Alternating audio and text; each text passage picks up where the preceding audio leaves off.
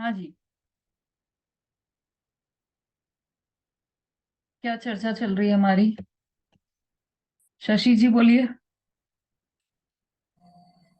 दीदी, आपने जो कहा ना, क्वांटिटी बदल गई है और क्वालिटी वही है, दोनों में अंतर क्या है? देखो, जैसे शक्कर का बोरा है घर में, थैला शक्कर का, उसमें से एक चुटकी शक्कर खाई हमने, 2 दाने शक्कर खाए। अब वो मुंह पर, जीभ पर रखे, तो उसका टेस्ट खारा आएगा, खट्टा आएगा या मीठा आएगा? मीठा। मीठा आएगा, है ना? तो मतलब उसकी उसकी जो हमने टेस्ट किया है, कोई भी चीज हम खरीदते हैं तो उसको टेस्ट करते हैं उसमें से। तो टेस्ट इसीलिए किया जाता है कि उससे हमको पूरी बोरी का अंदाज लग जाता है कि पूरी बोरी में वही का वही टेस्ट है। ठीक है भैया, ये वाली बोरी अच्छी है, ये दे दो। तो आपने तो 2 दाने चखे हैं, उसमें तो इतनी सारी बोरी है और पता नहीं कैसी शक्कर होगी, कि जो हमने चखा है वही का वही टेस्ट उस पूरी बोरी में आने वाला है। ये हो गई क्वालिटी। दोनों की क्वालिटी एक है, जो आपने टेस्ट किया वो क्वालिटी, और जो उस बोरे में रखा है वो उसकी क्वालिटी, दोनों सेम क्वालिटी। पर क्वांटिटी में अंतर है, क्वांटिटी मतलब उसकी मात्रा में अंतर है। आपने 2 दाने चखे हैं और वहां पे तो 2000 से भी ज्यादा दाने हैं शक्कर के। तो उसकी मात्रा में अंतर है। क्वालिटी मतलब, क्वालिटी एक को ही क्या बोल, चीज। हाँ क्वालिटी मतलब अ, उस पदार्थ की योग्यता, उस पदार्थ का, अभी टेस्ट के संबंध में ले तो उसके पदार्थ का टेस्ट। हाँ, एक ही चीज बोल सकते हैं। और क्वांटिटी बोले तो मात्राएं, कम और ज्यादा, ऐसी मात्रा। तो अब जो मति ज्ञान में जो आत्मा का आनंद आया, उसकी क्वालिटी, और जो केवल ज्ञानी को आत्मा का आनंद आ रहा है, उसकी क्वालिटी एक ही है, पर क्वांटिटी में बहुत डिफरेंस है। ये तो इतना सा जाना है इसने, जरा सा जाना, बिल्कुल। और वहां पे तो अनंत को जान रहा है केवल ज्ञान। और केवल ज्ञान पूरी आत्म अपने असंख्यात प्रदेशों को, उनके अनंत गुणों को, एक एक गुण को, एक एक गुण की एक एक पर्याय को, सबको जान रहा है। और ये मति ज्ञान तो इतना जान ही नहीं पाता, है ना? कल जो अपन ने उदाहरण लिया था अंधे का, उसमें क्वालिटी सेम थी। जो अंधे ने रसगुल्ला खाया, जो आंख वाले ने रसगुल्ला खाया, दोनों की क्वालिटी एक थी। लेकिन क्वांटिटी भी, अभी तो अपन ने उदाहरण तो वहां क्वालिटी के लिए लिया था।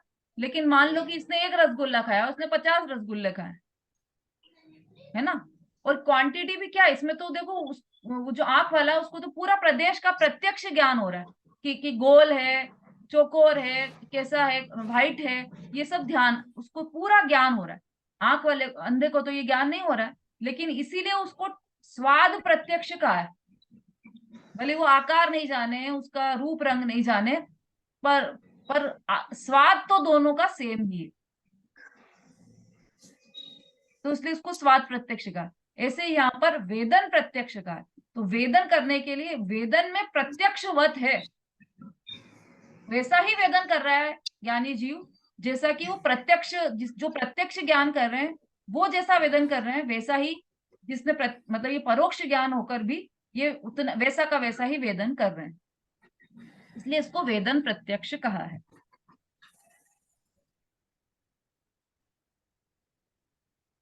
तो इसीलिए मति ज्ञान की अपन ने 2 परिभाषाएं लिखी। एक तो अपने ज्ञान के अपेक्षा से, और एक जो सामान्य उसकी परिभाषा है, इंद्रिय और मन की सहायता वाली, वो वाली परिभाषा। दोनों ही मति ज्ञान।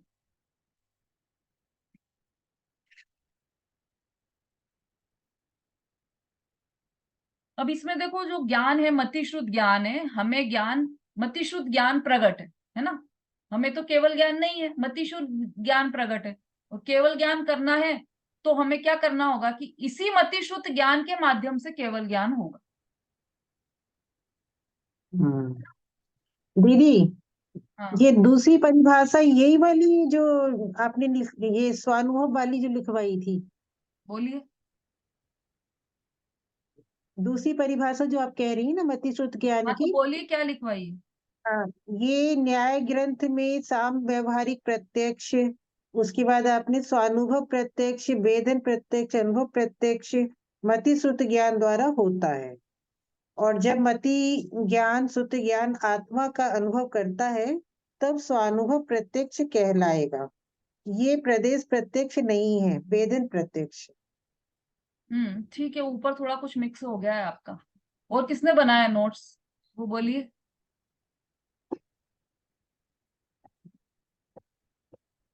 नीचे वाला ठीक है आपका, ऊपर वाला कुछ मिक्स हो गया उसमें।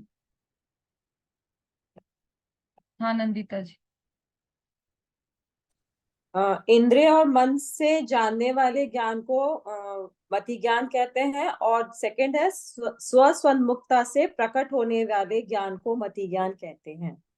हाँ, ये दोनों, ये है परिभाषा दोनों मति ज्ञान। स्व सन्मुखता से प्रकट होने वाले ज्ञान को मति ज्ञान कहते हैं, तो दोनों को ही मति ज्ञान कहा है। पर इसमें जो नीचे वाला, जो सेकंड वाला मति ज्ञान है, इसमें इसको स्वानुभव प्रत्यक्ष भी कहते हैं, इसको वेदन प्रत्यक्ष भी कहते हैं, और एक और क्या नाम बताया था? स्वस्वेदन, अनुभव। स्वसंवेदन, स्वानुभव और वेदन प्रत्यक्ष, एक ही बात है तीनों। ये तीनों सेकंड वाली परिभाषा में लागू पड़ेंगे। मतलब जब आत्मा को जाना तब ये हुआ, लेकिन जब बाह्य पदार्थों को जान रहा है तब ये तो, मतलब जो मिथ्या दृष्टि जीव है वो इंद्रिय और मन के निमित्त से जान रहा है मति श्रुति ज्ञान में, तो उसमें ये वाली बात लागू ही नहीं पड़ेगी, दूसरी वाली परिभाषा में ही लागू पड़ेगी। हाँ भाई, कोई प्रश्न है क्या किसी का? नहीं दीदी, मैं ये बोल रही थी कि जैसे ये जब मति और शुद्ध ज्ञान आत्मा को जानता है, तब वह बिना इंद्रिय से रहे डायरेक्ट आत्मा को जानता है, वो भी स्पष्ट जानता है, सम्यक ज्ञान प्राप्त करता है। तो ये स्वानुभव प्रत्यक्ष ज्ञान की परिभाषा हो गई ना पूरी ये। फिर से बोलिए।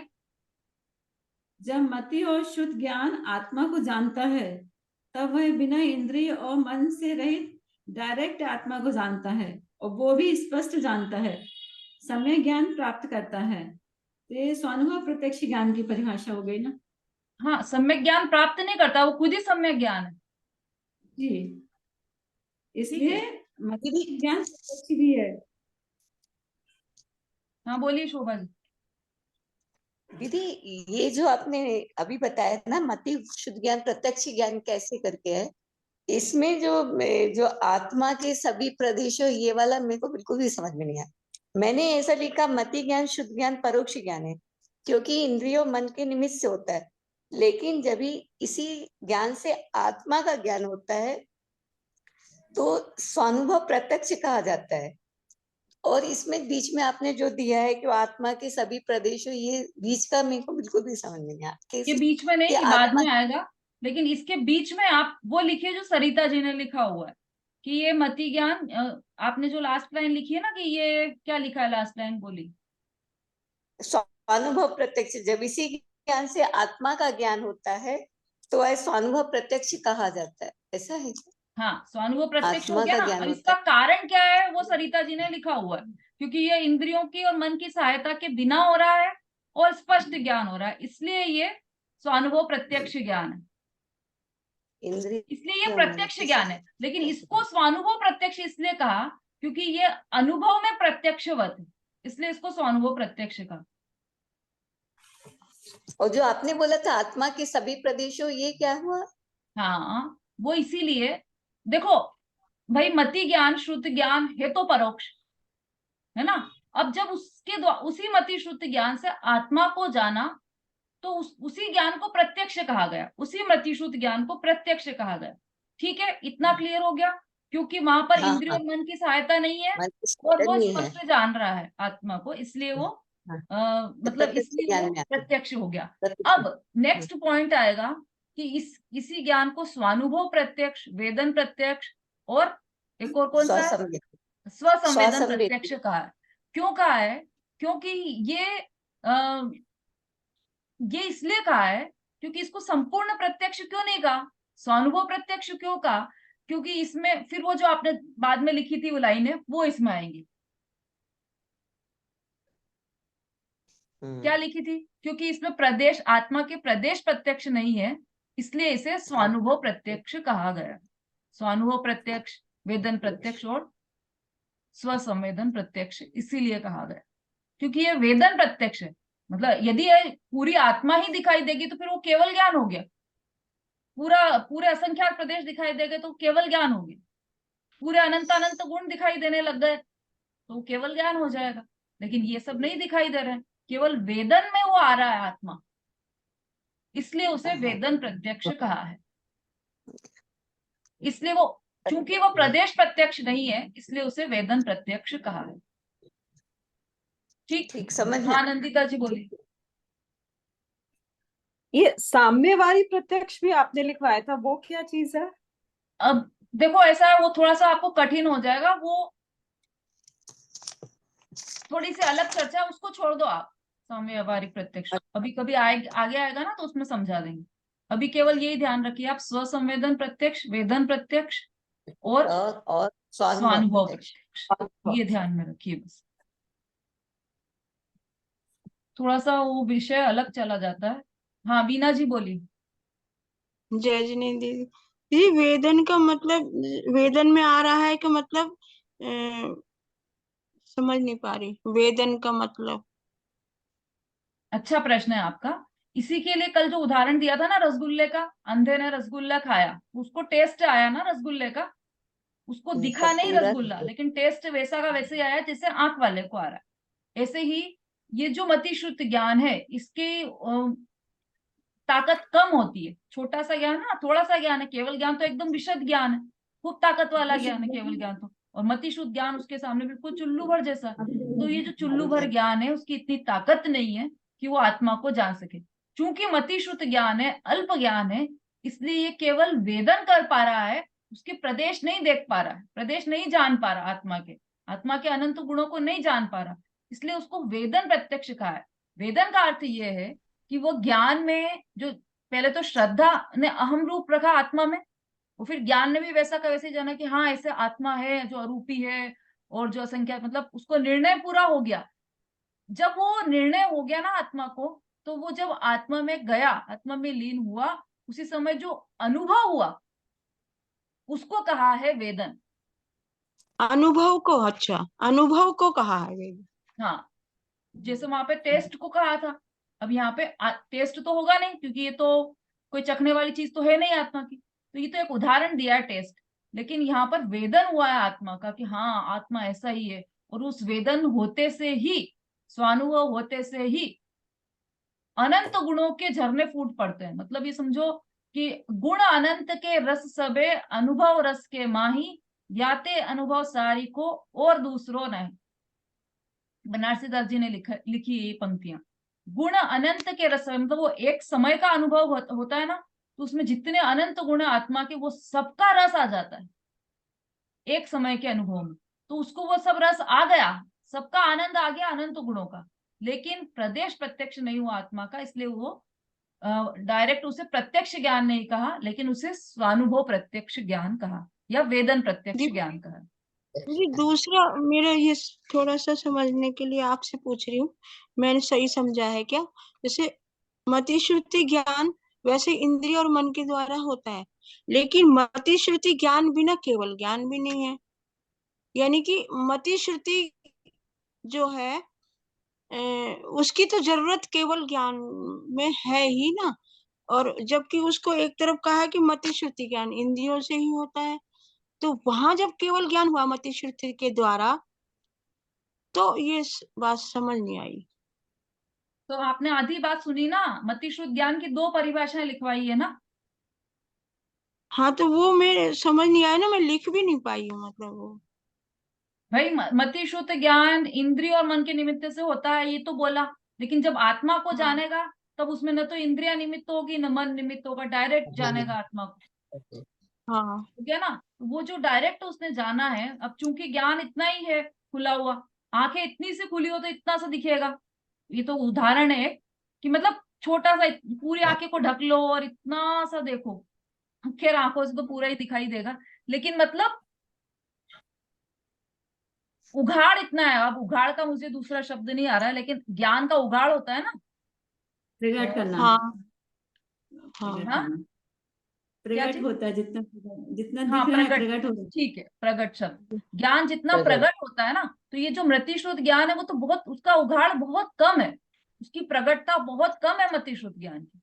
तो वो, उसकी इतनी ताकत है कि वो इतना ही जान सकता है, तो वो आत्मा को पूरे प्रदेश सहित नहीं जान पाएगा, अनंत गुण सहित नहीं जान पाएगा।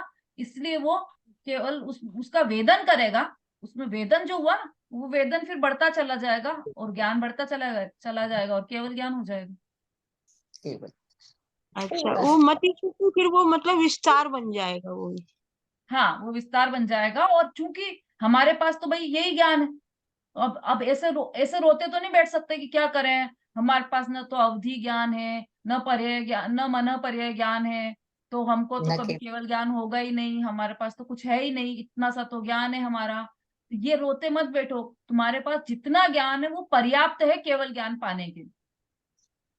हाँ तो दीदी, मति श्रुति के अवलंबन के बिना नहीं होगा केवल ज्ञान भी, ये समझना अवलंबन है ना। क्या होता है? अवलंबन उसी का ही चल रहा है भाई, अवलंबन लेने की जरूरत क्या है, वो ही चल रहा है, मति शुद्ध ज्ञान है, अवेलेबल ही वो है, और कुछ ज्ञान अवेलेबल ही नहीं है आपके पास, मति शुद्ध ज्ञान ही है ठीक। सिर्फ।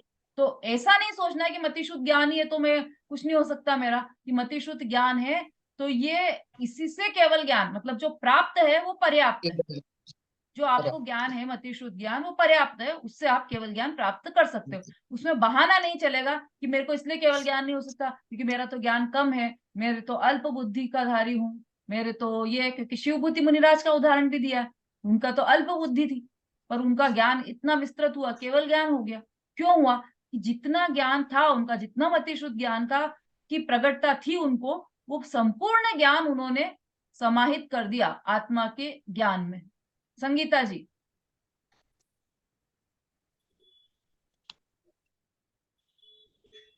थोड़ी सी क्या कठिन कठिन पड़ जाती है ना बात, थोड़ी यहाँ पर क्या करणान योग जैसा विषय चल रहा है, तो थोड़ा सूक्ष्म हो जाता है।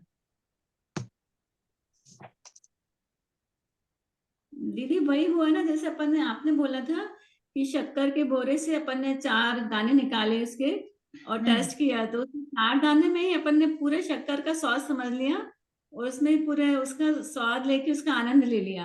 हाँ वैसा ही है, बिल्कुल वही है। आनंद तो आ ही गया। अब प्रदेश प्रत्यक्ष नहीं हुआ, आंख वाले को प्रदेश प्रत्यक्ष नहीं हुआ ना, अंधे को प्रदेश प्रत्यक्ष नहीं हुआ कि कैसा है शक्कर का दाना, कैसे कलर का है, कुछ भी पता नहीं है उसको, लेकिन उसको टेस्ट तो वही का वही आ गया। कौन सा टेस्ट आ गया? कि जो पूरे बोरे का टेस्ट है वही आ गया इतने से में। ठीक है वीना जी, चलिए समय हो गया है अपना।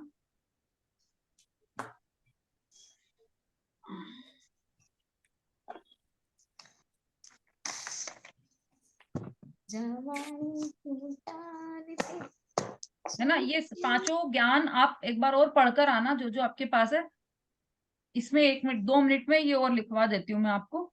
इसमें जो मुख्य बात आई है, जो मति श्रुत ज्ञान है और जो केवल ज्ञान, जो अभी वीना जी ने प्रश्न पूछा कि भाई केवल ज्ञान कैसे हो जाएगा इतने से ज्ञान से, मति शुद्ध ज्ञान से, तो वो इसमें क्या डिफरेंस है वो लिख लीजिए आप। जो मति शुद्ध ज्ञान है वो हमारा वर्तमान में प्रगट ज्ञान है। कॉलम बना लीजिए मति शुद्ध ज्ञान और केवल ज्ञान का, तो मति शुद्ध ज्ञान में फटाफट लिखते चले जाइए। जो मति शुद्ध ज्ञान है वह वर्तमान में प्रगट ज्ञान। संगीता जी। जी हाँ, दीदी। आप है ना, या तो गीला रुमाल रखा कीजिए अपने पास और कंटिन्यू नोट्स बनाया कीजिए, तो उपयोग टिकेगा। है ना, नोट्स इसीलिए कहा है कि सब लोग नोट्स बनाओ क्योंकि विषय थोड़ा सूक्ष्म है। ये लिख रही हूँ दीदी, लिख रही हूँ। हाँ, पूरा पूरा लिखिए, बीच बीच में नहीं, ऐसे पूरा पूरा लिखिए सब लोग, केवल रेखा जी की जवाबदारी नहीं है, सब लोग लिखिए पूरा पूरा।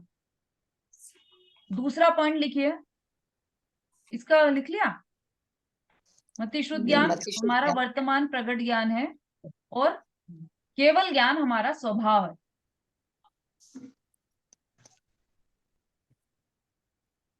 दूसरा पॉइंट लिखिए, मति शुद्ध ज्ञान पराधीन है, तो केवल ज्ञान कैसा हुआ? स्वाधीन। हाँ बिल्कुल ठीक, लिख लीजिए।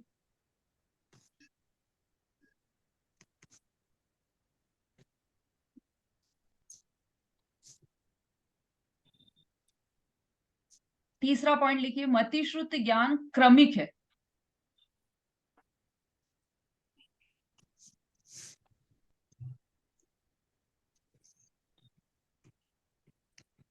अब क्रमिक का अर्थ क्या है कि इंद्रियों द्वारा जानता है, मतलब यानी कि इंद्रियों द्वारा पदार्थों को क्रम से जानता है। जो मतिश्रुत ज्ञान है वह इंद्रियों द्वारा जानता है और पदार्थों को क्रम से जानता है, इसलिए क्रमिक है।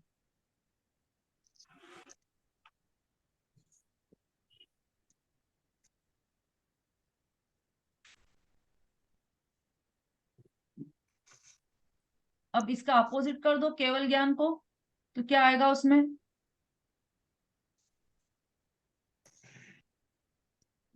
बिना इंद्रियों के जानता है। इंद्रियों को जानता है इसलिए क्रमिक नहीं है। आधा तो सही बोला, और पूरा करो आप उसको। और पदार्थों को भी क्रम से नहीं जानता, एक साथ युगपत जानता है। बहुत बढ़िया। जो केवल ज्ञान है वो लिखिए युगपत। उसका जैसे इसमें क्रमिक लिखा था ना हमने, इसमें लिखिए युगपत।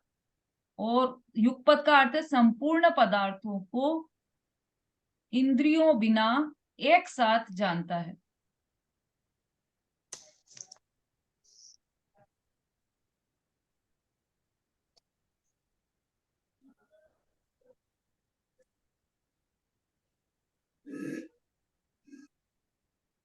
तीसरा पॉइंट लिखिए, मतिश्रुत ज्ञान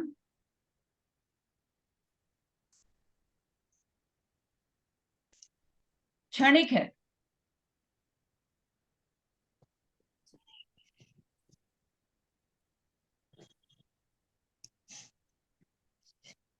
क्यों है क्षणिक?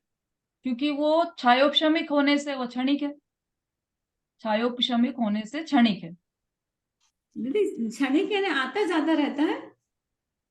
हाँ, मतलब नष्ट होने वाला है ऐसा। मतिश्रुत ज्ञान नष्ट होगा।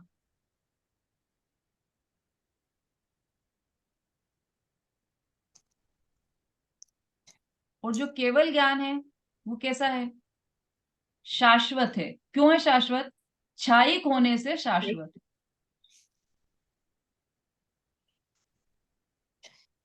मतिश्रुत ज्ञान छायोपशमिक था इसलिए क्षणिक था, केवल ज्ञान क्षयिक है इसलिए शाश्वत।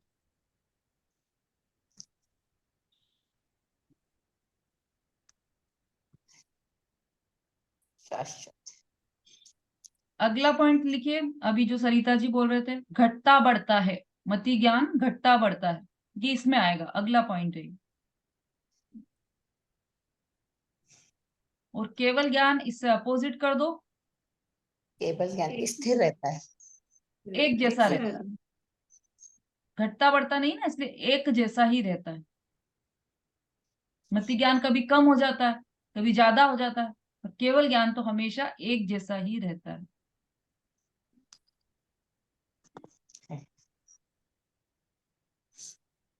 अंतिम लिखिए, मतिश्रुत ज्ञान इंद्रिय ज्ञान है।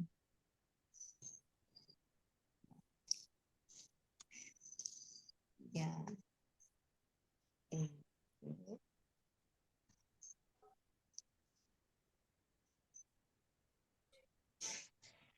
और केवल ज्ञान?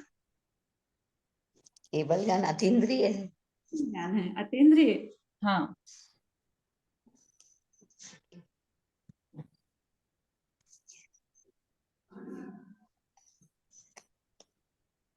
अब पॉइंट समझ में आ गए सारे? जो अभी हमारा वर्तमान ज्ञान है वो मतिश्रुत ज्ञान है। सबको, हम सबको जो भी ज्ञान है वो सब मतिश्रुत ज्ञान है। और हमारा स्वभाव कैसा है? केवल ज्ञानमयी स्वभाव है। केवल ज्ञान हमारा स्वभाव है, मतलब हमारे में इतनी ताकत है कि हम एक समय में अनंत द्रव्यों को उनके गुण पर्याय सहित सबको जान लें। इतनी हमारी ताकत है, इतनी हमारी शक्ति है, ऐसा हमारा स्वभाव है। लेकिन हम इस कर्म के चक्कर में पड़े हैं, तो हमारा क्या हो गया वर्तमान में कि ये हमको मतिश्रुत ज्ञान, इतना छोटा सा चुल्लू भर ज्ञान प्राप्त हुआ है। मतलब है समुद्र हमारे पास, लेकिन हमको क्या मिला? कुछ बूंदे, है ना। जैसे किसी के पास खूब बैंक में करोड़ों रुपए रखे हों और उसकी जेब में कितने हो? कि जेब में 10 बिल्कुल। रुपए हो। ऐसी हमारी दशा है। मतलब हमको 10 रुपए जितना ज्ञान प्राप्त है, और हमारे पास है ज्ञान कितना? अरबों करोड़ों अरबों से भी ज्यादा हमारे पास ज्ञान, रुपयों जितना ज्ञान है। ये है। दूसरा पॉइंट, पराधीन है। मति शुद्ध ज्ञान मतलब आंखें होंगी तो दिखेगा, चश्मा लगाएंगे तो पढ़ पाएंगे, है ना। आंखें भी हो, चश्मा भी हो और लगाए नहीं तो भी ज्ञान नहीं होगा। आंखें भी हो, चश्मा भी हो, लगा भी लिया हो, नींद आ जाए तो भी ज्ञान नहीं होगा। बहुत सारी कंडीशंस है इसमें। आंखें हो, चश्मा हो तो सामने वो पदार्थ नहीं हो जिसका हमें ज्ञान करना हो। आंखें भी हो, चश्मा भी हो, पदार्थ भी हो सामने, और क्या हो, लेकिन दिमाग ना हो, इधर उधर रुचि ना हो तो भी नहीं हाँ दिखता। बीच में किसी ने आवाज लगा दी तो वहां चले गए तो ज्ञान नहीं होगा। मतलब कितनी पराधीनता है ये इंद्रिय ज्ञान। तो इसलिए इंद्रिय ज्ञान पराधीन है, और जो केवल ज्ञान है वो स्वाधीन है, उसमें किसी के आश्रय की आवश्यकता नहीं। तीसरा, क्रमिक, इंद्रियों द्वारा पदार्थों को क्रम से जानता है। जो मति शुद्ध ज्ञान है, अभी आंख से देख लिया, कान से सुनेगा, फिर सूंघेगा, कि हम तो सब एक साथ करते हैं। हम जब टीवी देखते हैं तो आंख से भी सुन रहे हैं, उसी समय कान, आंख से भी देख रहे हैं, उसी समय कान से भी सुन रहे हैं, उसी समय खुशबू भी ले रहे हैं, सब एक साथ करते हैं। कि ये हमारा भ्रम है, एक साथ हम कुछ भी नहीं करते। उसके लिए शास्त्र में उदाहरण आया है कौवे का। जो कौवा होता है ना, उसकी आंखों की कोटर दो होती है, मतलब जो छेद होते हैं आंखों के वो दो होते हैं, लेकिन पुतली एक ही होती है आंख में। तो वो जब इधर देखता है तो इधर पुतली इस आंख में आ जाती है, उधर देखता है तो उस आंख में पुतली चली जाती है। तो पुतली एक ही होती है, और देखने वाले को क्या लगता है कि इसकी तो दोनों आंखें हैं, जबकि होती एक ही। ऐसे ही जब हमारा उपयोग जब सुनने में लगता है तो वो देखने में नहीं लगता, जब देखने में लगता है तो सूंघने में नहीं लगता। मतलब उपयोग हमारा एक समय में एक ही कार्य करता है ना। जैसे हम किसी से कहें कि लो ये लड्डू खाओ और उंगली से ऐसे ऐसे करते जाना, ऐसे ऐसे ऐसे ऐसे करते जाना उंगलियों से, तो वो जब लड्डू खाने में उसका ध्यान रहेगा तो अपने आप उंगलियां रुक जाती। और जब उंगलियों में ध्यान जाएगा तो लड्डू का मजा नहीं ले पाएगा, उसका आनंद नहीं आ रहा उसको। तो टेस्ट और ये क्रिया दोनों एक साथ होती दिखाई देती, लेकिन हो नहीं रही है। अभी हमको लगता है कि हम टीवी सुन भी रहे हैं, देख भी रहे हैं, लेकिन जिस समय आप सुन रहे हो उस समय आप देख नहीं रहे हो, जिस समय आप देख रहे हो उस समय सुन नहीं रहे हो। वो तो ज्ञानों से, अपने ज्ञान से दोनों की संधि मिला के हम उस बात को समझ जाते हैं। तो क्रम क्रम से जानता है, इंद्रिय जो ज्ञान है वो क्रम क्रम से जानता है, और जो केवल ज्ञान है वो तो सबको एक साथ जानता है, इसलिए उसको युगपत लिखा है। फिर चौथा पॉइंट है क्षणिक। तो ये छायोपशमिक होने से क्षणिक है, इसका क्या अर्थ है? इसका ये अर्थ है कि इसमें कर्म की अपेक्षा है ना। कर्म ज्यादा बलवान हुए तो और ज्ञान कम हो गया, निगोध में गए तो अक्षर के अनंत में भाग के जितना ही ज्ञान रह गया, है ना। और यहाँ पे भी देखो, एक क्लास में 50 लोग बैठे हैं, किसी को इतना सा ज्ञान है, किसी को बहुत सारा ज्ञान है, सबके ज्ञान की अलग अलग स्थिति है। तो ये मतलब ये क्षणिक की तो देखो घटता बढ़ता में चला जाएगा, जो मैंने बात बोली ना वो तो घटता बढ़ता में आ जाएगा। लेकिन जो क्षणिक है तो मतलब नष्ट होने वाला है, अगले ही समय नष्ट होने वाला है। जो मति शुद्ध ज्ञान है, हमने अब भैया हमने तो छह डाला पूरी याद कर ली थी, अब याद ही नहीं आ रही, क्यों? क्योंकि वो जो मति शुद्ध ज्ञान में आपने याद की थी वो मति शुद्ध ज्ञान क्षणिक है, वो ज्ञान खत्म हो गया। और जो केवल ज्ञान है वो तो शाश्वत है। फिर घटता बढ़ता है, ये भी बात चल गई अपनी, और केवल ज्ञान एक जैसा रहता है। फिर ये इंद्रिय ज्ञान है और ये अतीन्द्रिय ज्ञान। इस तरह से ये छह पॉइंट हमने जान लिए। कल इसके आगे का सूत्र चलाएंगे हम, मति ज्ञान के भेद या मति ज्ञान के पर्यायवाची नाम, या मति ज्ञान को और किन किन नामों से जाना जाता है। चलिए समय हो गया हमारा। जिनवाणी स्तुति शॉर्ट में, केवल ज्ञान से सूझे लो कालो, सोवाणी मस्तक नमो सदा देते। बोलिए जिनवाणी माता की जय, महान जैन धर्म की जय, आचार्य उमा स्वामी की जय। जय जिनेंद्र दीदी।